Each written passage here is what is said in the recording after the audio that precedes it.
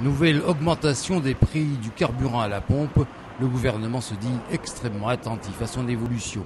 Et grande nouveauté, Pierre Moscovici, le ministre de l'économie, se déclare favorable à un blocage des prix.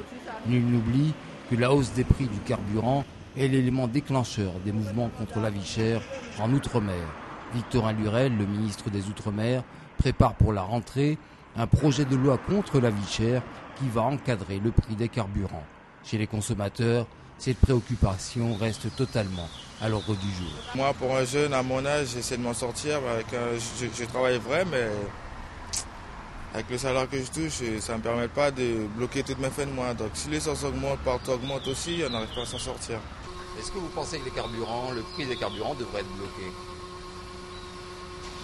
Je ne sais pas, franchement, je ne peux pas vous dire, je ne pense pas. C'est impossible de toutes les manières, puisque ça dépend du pétrole. Donc si le pétrole augmente, les carburants ne peuvent qu'augmenter. Mercredi dernier, ça a augmenté de 2 centimes. Il y a trop de taxes.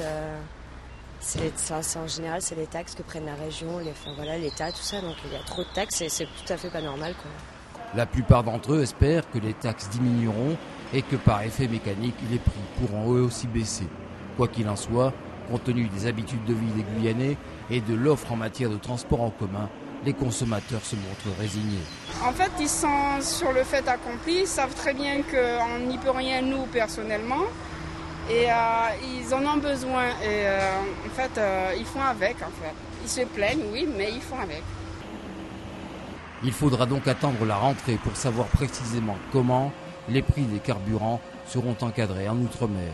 Mais la plupart des élus nationaux du département se sont montrés attentifs à ce dossier qui peut se révéler explosif.